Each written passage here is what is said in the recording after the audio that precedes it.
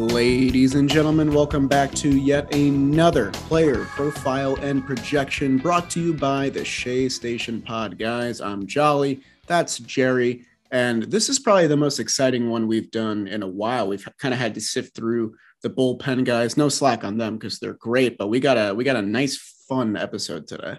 This is a good one for us. This is Chris Bassitt. This is the new guy in the rotation, our number 3. The guy to slide in behind DeGrom and Scherzer and shore up this pitching rotation we have. He's new to the Mets. He's basically completely new to the NL East. Yep. And it's exciting, man. He brings something that I'm excited to talk about. So this should be a fun one.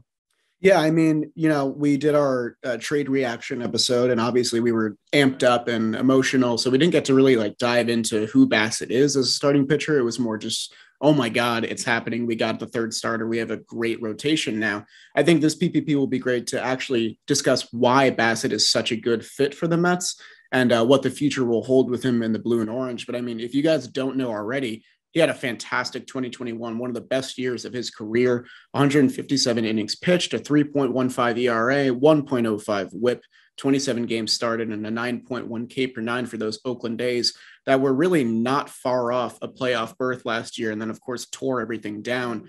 As sad as I am for Oakland A's fans, we were definitely a beneficiary of that.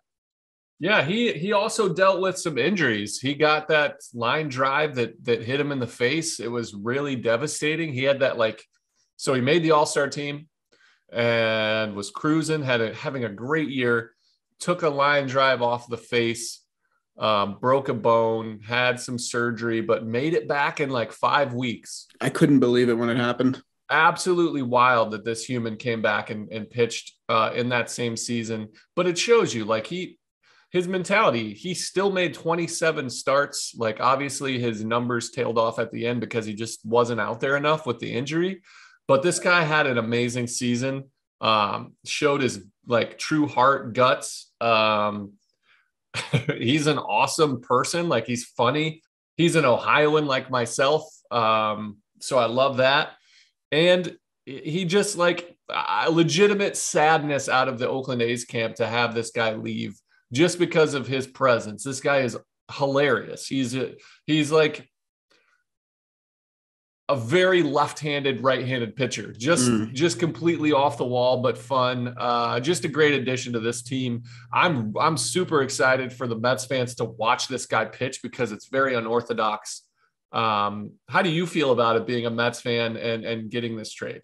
Yeah, I mean, we obviously haven't seen much of him because he pitches in the AL West. We don't catch a lot of those games. They usually come on at 10 p.m. for us. But, just going through the film study and checking out what Bassitt has to offer, definitely, I think your description of him as the most left-handed right-hander is a perfect description just because of how funky he is. He has a lot to offer here. The one thing that I really like about Bassitt is that he pitches to a lot of soft contact, and I think that's a really good recipe for the solid Mets defense that's going to be behind him. He is a fly ball pitcher, but so are a lot of the relievers that we have in our bullpen, and that's why so many of our guys thrive at home because Citi Field, even though they moved the fences in, is still a pretty cavernous ballpark to hit in. Another great thing is he was top 25 in MLB for walk per nine, so not a lot of free bases when Bassitt's on the mound. I just think it's an all-around great addition, a perfect foil to what Jacob deGrom and Max Scherzer offer, which is, ace-like numbers, high strikeout numbers. Chris Bassitt is the perfect sort of contrast to those guys while still being similarly effective. Yeah, he's more Scherzer than deGrom. I picture deGrom as this beautiful piece of poetry, and I picture Scherzer as, even though it's very precise, he's more grunt and power than execution. He'll challenge you down the middle. Bassitt's the same way. He'll throw, like you said, he fills the zone up. He doesn't walk many guys, but he hit 11 guys last year. He hit 13 in 2019. He doesn't walk many, but he'll let things go. Yep. He throws deGrom is all power. It's coming at you and at the top of the zone at 100. Scherzer mixes it in, but then you have Chris Bassitt. He's coming in, his delivery. He throws a weird arm slot. His glove side almost drags on the ground. It's this unorthodox throw. And then he throws 6 different pitches and he throws them at all different speeds. He'll throw a 70-mile-an-hour curveball, which I love. Of course. And then he'll throw a 96-mile-an-hour fastball or a 90-mile-an-hour two-seamer. or a changeup or a cutter or the slider. Like I was looking at his Baseball Savant page that breaks down everything at the cellular level, and even they have his pitches mixed up. Like I was watching some of the video and they mark it down as a slider, but like myself, he would take some angle off of his curveball, turn it into a little bit of a sweeper, add some speed. Like he just manipulates the baseball. And so a hitter has no idea what's coming. Like with DeGrom, they're ready for 100. They're ready to go because everything's going to be fast. With a guy like Bassitt, there's no comfort. They're just like, I have no idea what to prepare for. So it's a wonderful contrast to have. Yeah, I definitely agree. I mean, we talked before about him being the left-handed right-hander. He was tougher on lefties last year than he was against righties. Against lefties, a 196 batting average against, 612 OPS against. Righties batted 238 with a 639 there. So, I mean, Bassitt, you mentioned the different arm slots and the different pitches and the different speeds. It's almost impossible to tell what he's going to throw you. At the same time, Bassitt isn't really the guy you think of as like an overpowering pitcher. And I think that's perfectly okay. And we talked in the Cookie Carrasco and Taiwan Walker episodes about how Bassitt's addition just extends the rotation and creates more opportunity for these Mets starters while also, maintaining that competitive nature. We'll have episodes on Tyler McGill and David Peterson later on, but Chris Bassitt changes the entire outlook of this Mets rotation and really legitimizes them a bit more and makes them less top heavy, which I think is the best part of him being a part of our team now. Yeah. You mentioned his splits last year. Those are his career splits too. He's harder on lefties than righties, but righties don't have that great of a time either. But he's definitely gotten better. He's going to be 33 this year.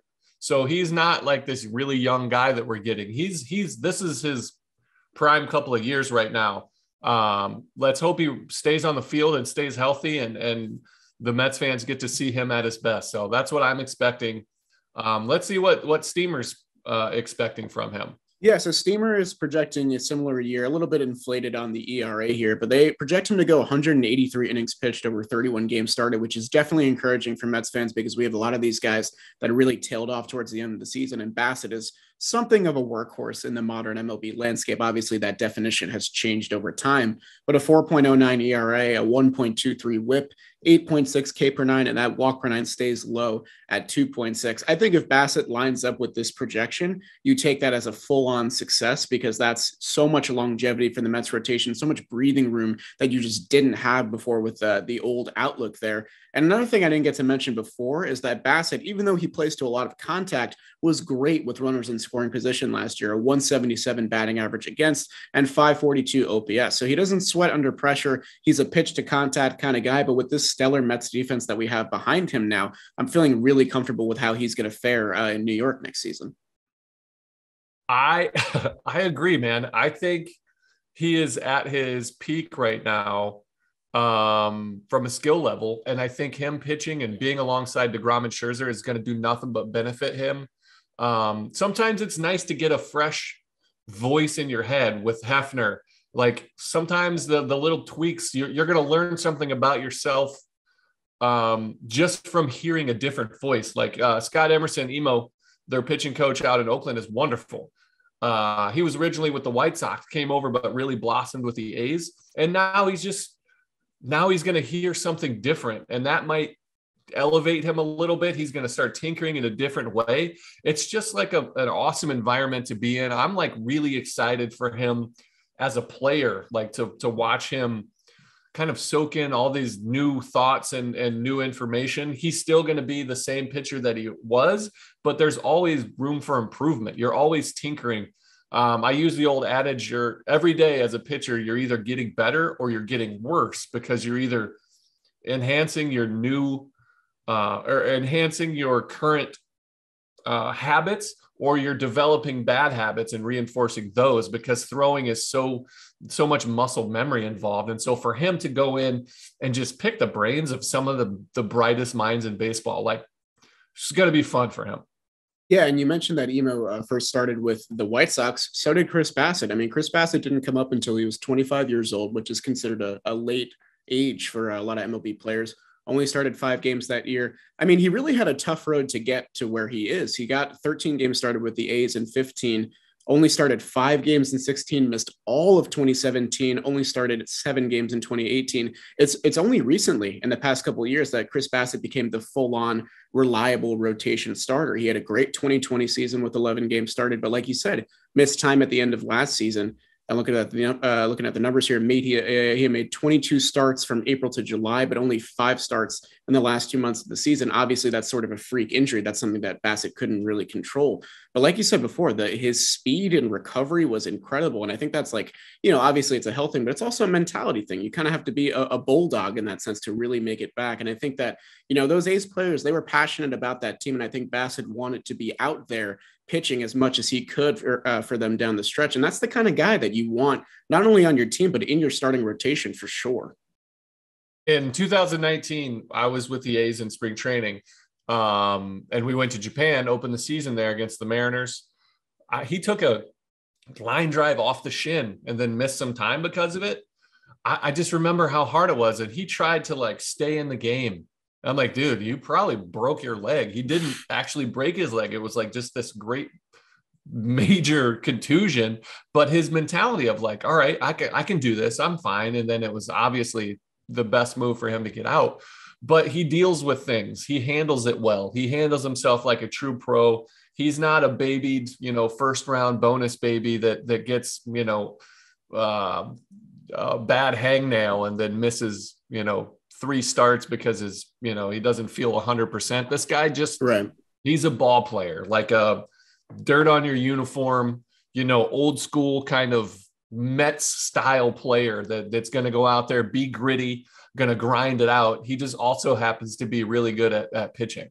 Yeah, I think that he's going to be a fan favorite for some of the older fans that love that, true grit there. And like you said, like he had to claw his way to get here. He was a 16th round draft pick, and it took him 5 years to get through the minor leagues. I mean, this guy has been through it all. And I think that like we might have not seen the best of Chris Bassitt yet. He's turning 33 this year, but like we've only really gotten to see him these past 3 years, like really come into his own.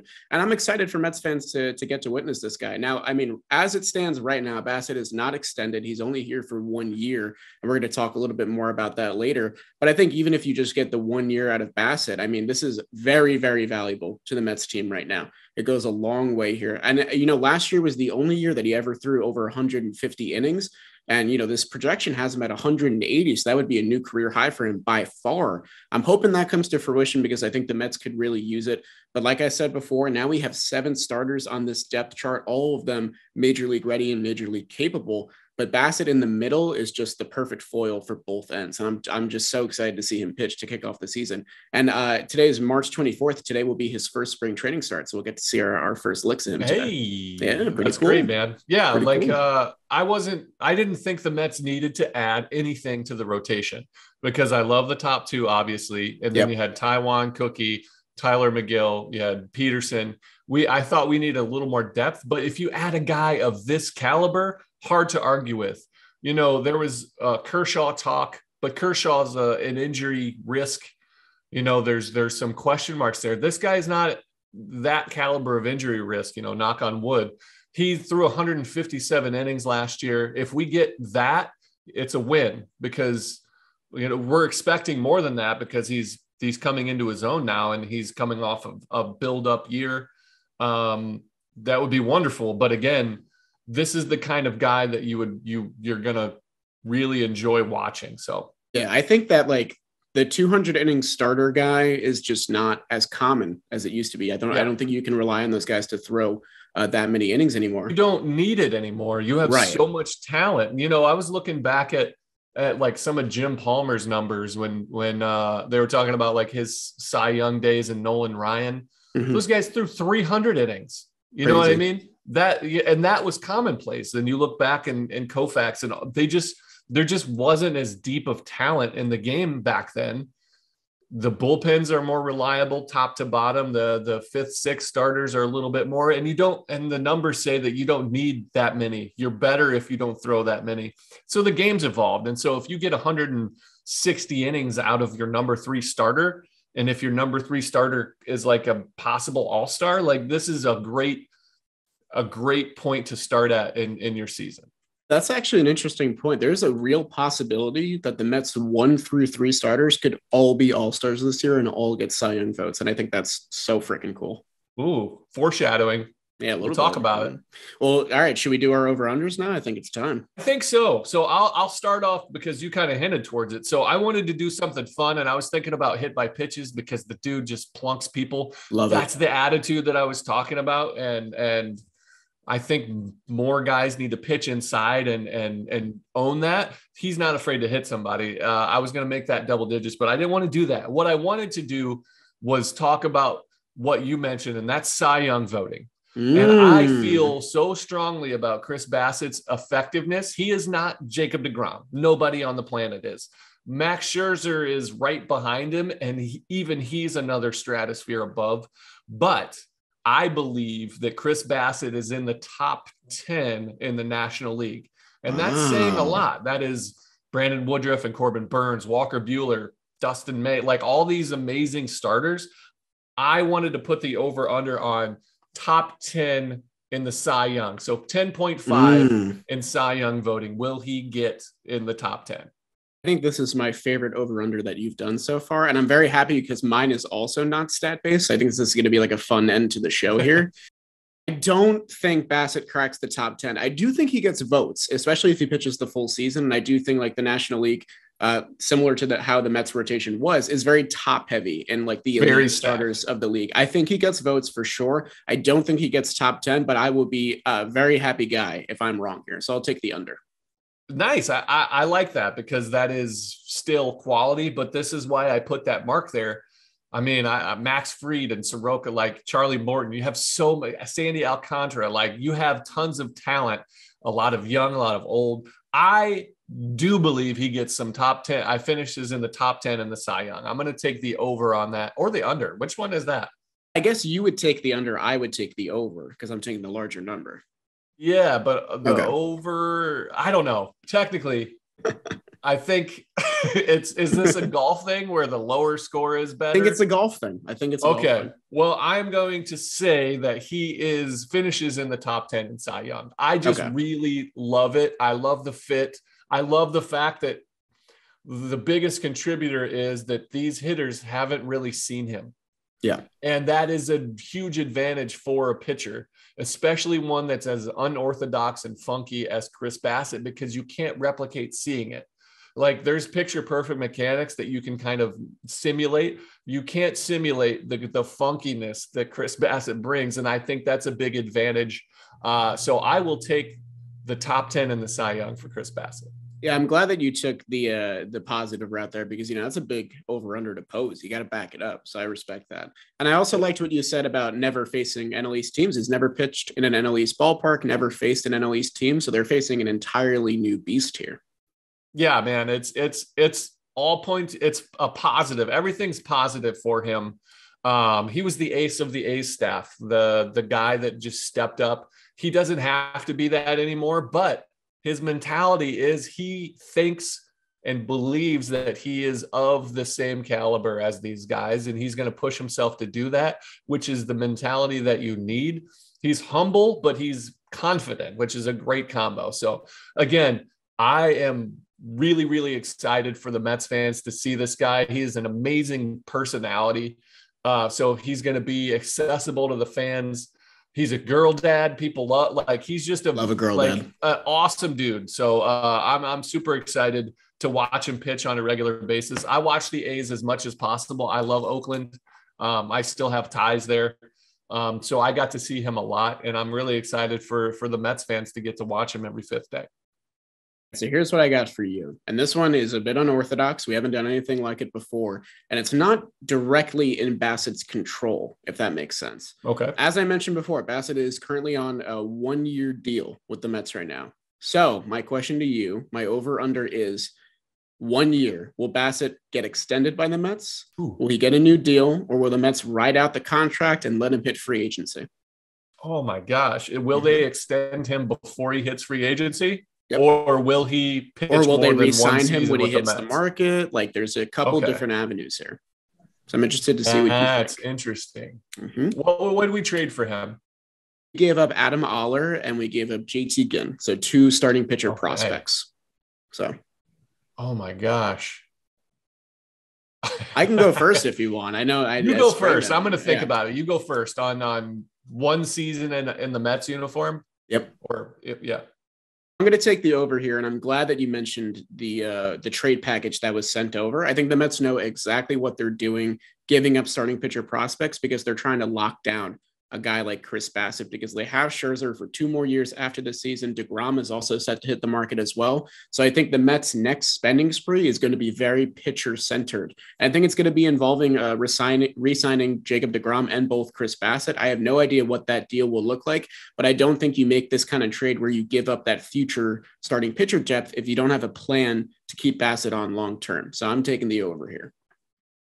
I think I'm going to take the over as well for a couple of reasons. One being he's older. He's, like I said, he's going to be 33. So they can offer him a qualifying offer and he could take it because he wants to win. He wants to, he's got a family and things to think about as far as finances go, but a qualifying offer will help you do that. And again, with his advanced age, it's not like he's facing an 8-year deal out there. And it's enticing. I think he's going to love New York. I think he's going to love pitching on the East Coast. He now lives in one of the Carolinas with his wife and daughter. That's where her family's from. I think he's just going to enjoy the process of pitching in New York, being a Met, seeing the fans and the vigor. The A's fans are great, but it's different and it's going to be exciting and new. I think he's going to love it. So I think he's going to want to come back, and that's going to be a major factor. So I'm going to take the over here too. I loved our over-unders today. I thought we crushed that. They were fun. Yeah, I enjoyed it. We need to tabulate. I want to get these. I want a list of what they are. I want to be able to already see in the works. Don't worry. List. I've got my yellow legal pad here with the notes and stuff. I need to see it in physical form. I'll print it out. Anything else? I'm going to print out that email so I can look at it. No, man, I don't. I think we covered Bassitt really well. We talked about stats and all the things. So I think we did a good job here. Bassitt, welcome to New York. We're excited to see you pitch more. And thank you to our listeners for tuning into yet another PPP. We'll be back tomorrow with a new episode as always. Only 7 left on our schedule before it's opening day. Are we releasing these in order of recording? Is that what's happening? Come on, okay, good. All right. We're a chronological pod. Come on. I know you're all about numbers, but thank you guys for tuning in, and let's go Mets. Let's go Mets, guys. We'll see you guys tomorrow.